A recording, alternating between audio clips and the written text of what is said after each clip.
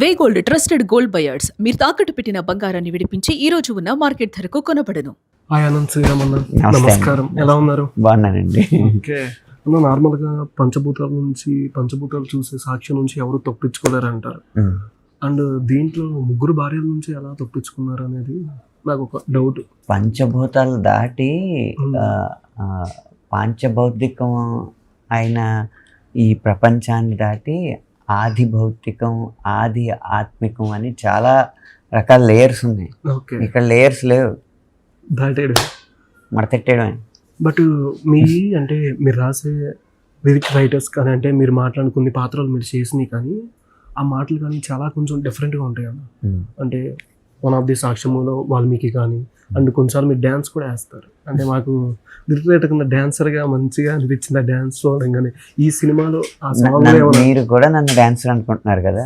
Dance బాగా వేసారు అంటే మేము అంత బాగా మీరు కానీ ఎరగదీస్తున్నారు. అదే ఇందుకోసమే చేస్తాను. అంటే ఇప్పుడు ప్రపంచంలో రీల్స్ ట్రెండ్లో ఆ 30 సెకండ్ల ఓపిక తప్పలేని కాలంలో ఏది ఎక్కువ ట్రెండ్ అవుతుందంటే ఎవడికి ఏదైతే రాదో అది ఆడి చేస్తే ట్రెండింగ్.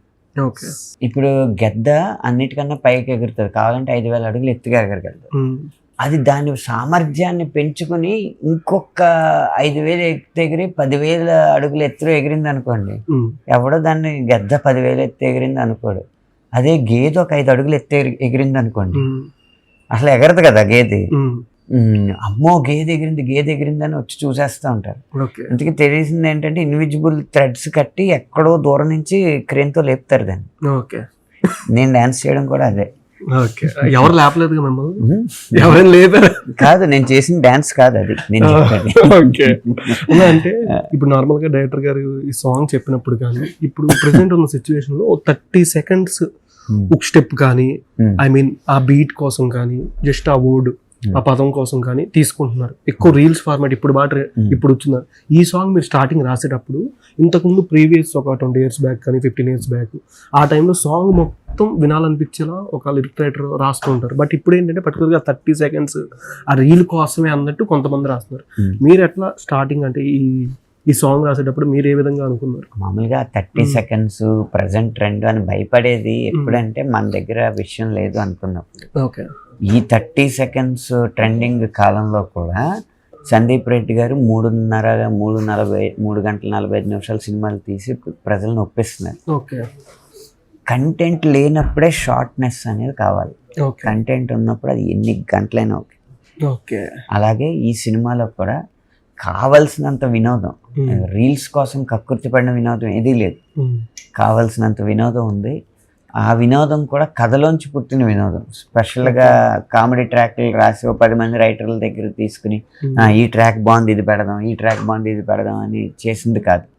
వినోదం కూడా కథలోంచే పుడుతుంది, భావోద్వేగాలు కూడా కథలోంచే పుడతాయి.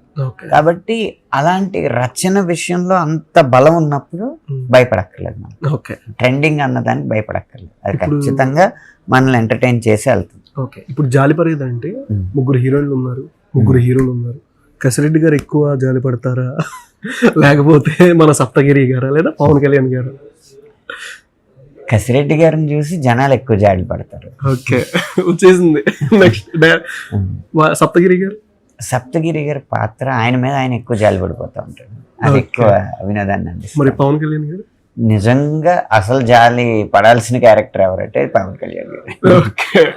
అది మీరు కొన్ని పాయింట్స్ రాసేటప్పుడు కానన్నా ఇప్పుడు బాగా ఏంటంటే ఒక హీరోకి ఏదైనా తీసుకొని పెద్ద స్టార్ హీరోకైనా ఎవరికైనా రాయాలంటే కొంచెం ఒక ప్రెజర్ ఏమైనా ఉంటుందా మీకు?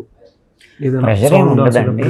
స్టార్ హీరో అనేటప్పటికి అభిప్రాయాలు చెప్పే వాళ్ళ సంఖ్య ఎక్కువ ఉంటుంది. ఓకే, చిన్న సినిమా అనేటప్పటికి అభిప్రాయాలు చెప్పేవారి సంఖ్య తక్కువ ఉంటుంది అంతే. ఓకే, కాబట్టి అభిప్రాయాలు తక్కువ ఉన్నప్పుడు ఆ మార్చాలన్న ఆలోచన కూడా తక్కువ వస్తుంది. అభిప్రాయాలు ఎక్కువ ఉన్నప్పుడు అంటే ఎవరో ఒకళ్ళ అభిప్రాయంతో సందేహాలు రేకెత్తి మళ్ళీ మారుద్దామని అనుకోవడం ఉండి అన్నీ అయిన తర్వాత ఆ మొదట రాసిందే కరెక్ట్ అన్న డెసిషన్ మళ్ళీ వస్తుంది. అంతే తేడా. ఈ మూవీలో ఇంకేమైనా సీన్ లో మీరు ఏమైనా సీన్ ఏమైనా ఉండిద్దా మంచి పనుగా కానీ? ఈ మూవీలో ఒకటే పాత్ర, అది లాయర్ పాత్ర. ఆ కోర్టులో ఉన్న సీన్లే ఉంటాయి వినోదాత్మక. అంటే మీ కొన్ని సినిమాల్లో క్యారెక్టర్స్ ఎలా ఉంటాయి అంటే విలన్ దగ్గర ఏదైనా చెప్తే బయటికి వెళ్ళిపోవడం, మళ్ళీ ఆ పర్సన్ తిట్టడం, మళ్ళీ తాగుదాం రండి అనగానే ఒక్కసారి వచ్చేసే షార్ట్ కొంచెం ఫన్గా ఉండదు మాకు చూడడానికి మిమ్మల్ని. అట్లాగే ఈ సినిమాలో మీది ఆ లాయర్ గెటప్లో ఏదైనా సస్పెన్స్ లాంటిది అంటే లాస్ట్ టైం అన్న డైరెక్టర్ గారు ఒక మెయిన్ పర్సన్ ఉంటారు సినిమాలో, ఆ పర్సన్ మీరేనా లేకపోతే ఇంకెవరైనా అనేది మాకు డౌట్.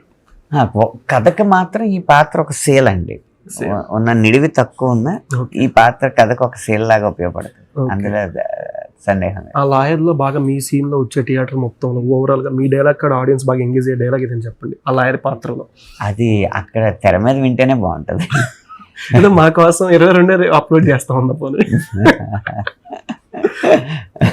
బాగా ఫన్ ఆడియన్స్ మంచి ఈ సీన్ కాడ నాది బాగా నవ్వుకుంటారు. ఇప్పుడు మీరు అనండి ఏమని, వాడు ఎంతేనండి ఏది సంపూర్ణంగా అనండి. వాడంటేనండి ఏదైనా సంపూర్ణంగా చేయడే. అది క్లారిటీ చెప్పండి అన్న, నాకు అర్థం కాలేదు. అదే ఫన్ అన్నమాట. ఓకే అన్న, అంటే ఫ్యూచర్ లో ఏఐ వల్ల లిటరేటర్కి ఏమైనా ప్రాబ్లం అని ఉంటుందా ఫ్యూచర్ లో? ఏఐ క్రియేటివిటీకి సంబంధించిన ఏ ఫీల్డ్ని ఏఐ శాసించలేదండి. ఓకే, పర్ఫార్మెన్స్కి సంబంధించిన ఏదైనా దీన్ని శాసించచ్చేమో కానీ ఒక పాత్రను సృష్టించేవాడిది కానీ, ఒక పాటను సృష్టించేవాడిని కానీ, ఒక బాణిని సృష్టించేవాడిని కానీ ఏఐ శాసించలేదు. ఎందుకంటే ఏఐ అనేది డేటా ఆధారితంగా పనిచేసే ఒక టూల్ మాత్రమే. ఓకే, ఏఐ అనేది అదొక అద్భుతమేం కాదు. ఓకే, మీరు ఇప్పుడైనా మొన్న ఒక ఏఐ సదస్సులో మోడీ గారు కూడా చెప్పారు, ఎనీ ఏఐ టూల్ మీరు వాడుతున్న మెటా అవ్వచ్చు, రకరకాలు ఉన్నాయి కదా ఏఐ టూల్స్, ఏ టూల్ దగ్గరికైనా వెళ్ళి నాకు ఎడం చేతితో పేపర్ మీద పెన్ను పెట్టి రాస్తున్న ఒక వ్యక్తి ఫోటోగ్రాఫ్ ఇవ్వు అని అడిగితే మీరు ఎన్నిసార్లు అడిగినా అది కుడి చేతితో రాసిన ఫోటో ఇస్తుంది. ఓకే, కారణం ఏంటంటే ఏఐకి మిస్లీనియస్ అని ఉంటాయి కదా, ఇంత పర్సంటేజ్ ఉంటే ఎక్కువ పర్సంటేజ్ ఉన్న దాన్నే రియల్ డేటాగా తీసుకోవాలని ఉంటుంది కదా, అలా చూసుకుని దానికి ఉన్న ఫోటోల సంఖ్య 99.9% కుడి చేతితో రాసే వాళ్ళే ఉంటారు. ఈ ఎడం చేతితో రాసే వాళ్ళు తప్పు ఫోటో అనుకుని నీకు తప్పు ఇన్ఫర్మేషన్ ఇస్తున్నానేమో అని అది ఫీల్ అయిపోయి కుడి చేత్తో ఉన్నవాడు ఫోటో ఇస్తుంది. ఓకే, కానీ మనకు అక్కడ ఎడం చేత్తో ఉన్నవాడు ఫోటో కావాలి. అలా క్రియేటివిటీ అనేది అందరూ ఆలోచించి అందరూ వేసిన పదాలు వేయాలని అనుకోరు కదా, వేరే రకంగా చేసి అందరికీ రిలేట్ అయ్యేలా ఉండాలని అనుకుంటారు. ఓకే, అది ఎన్ని దశాబ్దాలు గడిచినా ఎన్ని శతాబ్దాలు గడిచినా రచన అన్న దాంట్లో ఏ చేయగలిగేది ఏమీ లేదు. ఉదాహరణకి మొన్న పెద్దిలో ఒక ఐటమ్ సాంగ్ వదిలేసింది, ఏ చీర కట్టి సెంటు అద్ది గ్రౌండ్లోకి నేను వస్తే పెద్దిగాడు 6 కొట్టాడని ఏదో లిరిక్ పెట్టేసింది. ఇంతగా ఏంటంటే ఆడు ఏకి ఇచ్చిన ప్రాంప్ట్ ఎలా ఉంటుందంటే, వాడికి పెద్ది గురించి ఏం ఇన్ఫర్మేషన్ తెలుసు, ట్రైలర్ చిక్రీ పాటలో షాట్ కొట్టడం చూశాడు, క్రికెటర్ అని వచ్చింది. ఆ తర్వాత ఏమో మన రై రై రారా పాటలో కూడా ఇంకో షాట్ చూశాడు క్రికెటర్గా. తర్వాత టీజర్లో కుస్తీ చేసినట్టు చూశాడు, మొత్తం ప్లేయర్ అని వచ్చింది. వాడు ఏం చూసాడో అవి చెప్పి అవి పెట్టి ఏకి ఇచ్చాడు, అది పెద్దిగాడు 6 కొట్టాడని ఇచ్చింది. 2 సాంగ్స్ రాశారు కదా పెద్దిలో, 4 పాటలు రాశారు. అంటే నేను అట్లా ఫస్ట్ మీరే పెద్ద గురించి చెప్పారు మళ్ళీ లాస్ట్. ఓకే, ఎలా అనిపిస్తుంది అన్న, అంటే ఆ సాంగ్ లో ఏమైనా మీరు డాన్స్ ఏమైనా దాంట్లో ఉండొచ్చా? ఐటమ్ సాంగ్ లో ఐటమ్ సాంగ్ అనేది డాన్స్ ఉంటది కదా, నేను ఒక చిన్న సర్ప్రైజ్ ఏమైనా పెద్దలోనే కాదు, ఈ పురుషహాలో నా పాత్ర ఉన్నప్పుడు కూడా నా డాన్స్ ఏం లేదు. ఓకే అన్న, మీరు ఎప్పుడైనా అంటే ఏ ఫ్లాష్ మ్యాన్ అని సోషల్ మీడియాలో బాగా వైరల్ అవుతుంది, ఇన్స్టాలో కానీ ఎక్కడైనా, మీకు అనిపించుద్దా ఇట్లాంటి క్యారెక్టర్స్ ఏమైనా పట్టుకుంటే కొంచెం బెటర్ అని? అంటే వర్క్ ఏ ఫ్లాష్ మ్యాన్ అని వచ్చి సడన్ గా వచ్చే క్యారెక్టర్స్ అదే సోషల్ మీడియాకి వర్కౌట్ అవుద్దేమో కానీ క్యారెక్టర్లు అనేవి కథలోంచి పుట్టాలండి, క్యారెక్టర్లోంచి కథ పుట్టకూడదు. నా దృష్టిలో హీరో కథ చుట్టూ తిరగాలి కానీ హీరో చుట్టూ కథ తిరిగితే ఎప్పుడు అంత గొప్ప ఫలితాలు ఇవ్వని నా అభిప్రాయం. ఓకే, మనిషి తప్పించుకున్న ప్రకృతి గుర్తుపెట్టుకుంటుంది. ఎలా అన్నా అంటే ఇట్లాంటి పదాలు అంటే సాక్ష్యంలో ఫస్ట్ మీరు వాల్మీకి కూర్చున్నప్పుడు కానీ కొన్ని పదాలు అంటే మీరు చెప్పే మీరు యాక్టింగ్ చేసినవి కూడా మీరు మాట్లాడేవి ఒక లిరిక్ రైటర్ ఒక డైరెక్టర్ గారు వచ్చి కథ చెప్పంగానే as point of view first ఏ విధంగా తనకి అంటే కొన్ని రాసేటప్పుడు అదే ఇది వర్క్ ఏదైనా ఫియర్ కానీ భయం కానీ మీకు, లేదంటే ఇది ఏదో మిస్టేక్ ఉంది, ఇది కొంచెం వేరేలా అవుద్ది, మళ్ళీ ఆయన ఏమైనా అనుకుంటారేమో, ఇట్లా ఏమైనా అనిపించుంటే డైరెక్టర్ గారు కథ చెప్పంగానే స్టార్టింగ్ మీరంటే ఆ కథ మొత్తం మీకు ఐడియా ఉంటుంది, దాన్ని బట్టి రాసే స్క్రీన్ ప్లే కానీ ప్రెసెంట్ ఉన్న సిచ్యువేషన్లో టీజరు ట్రైలరు మెప్పించినంత సినిమా ఆడియన్స్ ఎంగేజ్ చేయట్లేదు అన్న. సాంగ్స్ అంతా ఆల్బమ్ సాంగ్స్ అంతా వర్కౌట్ అయినా సరే, సాంగ్స్ 5 కానీ 6 కానీ సాంగ్స్ ఉన్నాయి ఓవరాల్ మూవీలో. బట్ ఏంటంటే థియేటర్కి ఆడియన్స్ వెళ్తున్నా సరే, సాంగ్స్ ఎంగేజ్ చేస్తున్నా సరే, మంచి సినిమా అయినా సరే ఆడియన్స్ అంటే ఒక 3-4 డేస్కో థియేటర్ అట్లా చెప్పాలంటే ప్రెసెంట్ ఉన్న సిచ్యువేషన్లో 60-70% కూడా ఫుల్ అవుట్లా ప్రెసెంట్. బట్ సాంగ్స్ బాగున్నా సరే మంచి అప్రిషియేషన్ రావట్లేదు. ఒకవేళ సినిమా కొంచెం అటు ఇటు మిక్సెడ్ టాక్ వచ్చినా సరే, ప్రెసెంట్ ఉన్న ఈ ప్రాబ్లమ్స్ అన్నిటి దీని వెనక మీరు స్టార్టింగ్ ఏదైనా చిన్న సినిమా కానీ పెద్ద సినిమా కానీ ఇది బాగా ఏ విధంగా ఆలోచించుకొని రాస్తారు అంటే పెన్ను పెట్టేటప్పుడు మీరు అసలు ఏం ఆలోచించండి, ఏం ఆలోచిస్తారు? మీరు ఇప్పుడు ఎంత చెప్పారో ఏమీ ఆలోచించండి. ఆ కథకి నా పాట ఏం చేయాలి, కథని వేగంగా నడపాలా, కథని వేగంగా వెళ్తున్న కథని నెమ్మదించేలా చేయాలా, అసలు కథ నుంచి పక్కకి వచ్చి కేవలం వినోదాన్ని మాత్రమే అందించాలా, లేకపోతే కథలో తర్వాత రివీల్ అవ్వబోయే పాయింట్ని కప్పిపుచ్చేలా నా పాటతో మాయ చేయాలా, ఏదైనా కథ బట్టే ఉంటుంది. కానీ ఫ్లాష్ మ్యాన్లు లేకపోతే రీల్స్, ఆ పేజ్ ఎవడ వైరల్ అవుతున్నాడు, ఏమీ మా దృష్టిలోకి ఉండవండి.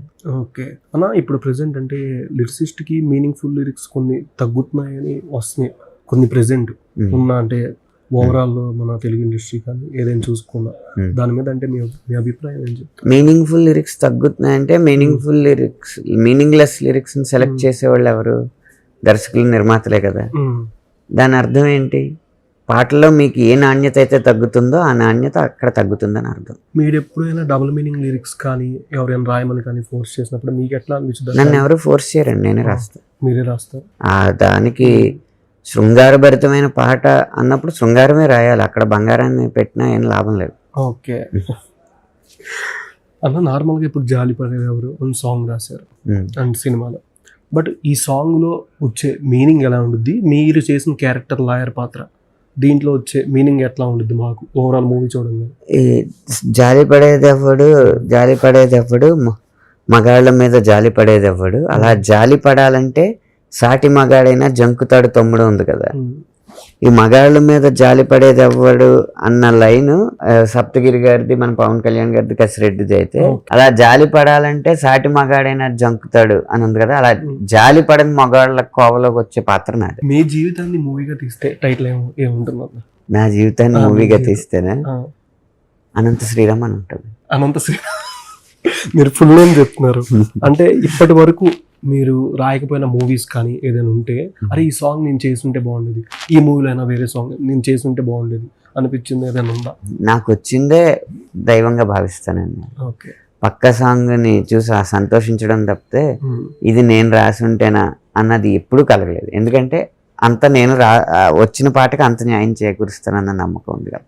ఓకే, మీరు లిరిక్ రైటర్ కాకపోతే ఏ ప్రొఫెషన్లో ఉండేవారు? అసలు ఇంకో ఆప్షనే లేదండి.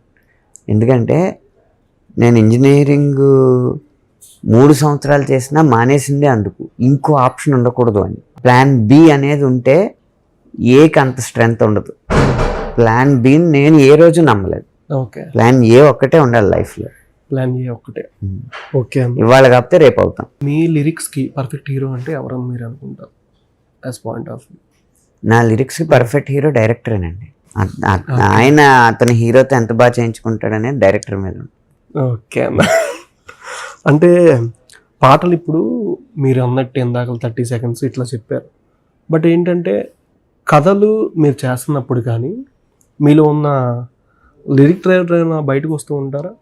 నేను ఒక్కొక్కసారి కథలు వింటున్నప్పుడు ఈ ఇన్ని సీన్లు బదులు ఇక్కడ పాట వస్తే తక్కువలో అయిపోద్ది అన్న సలహా ఇస్తాను. ఆ సలహా పాటించిన దర్శకులు కూడా ఉన్నారు.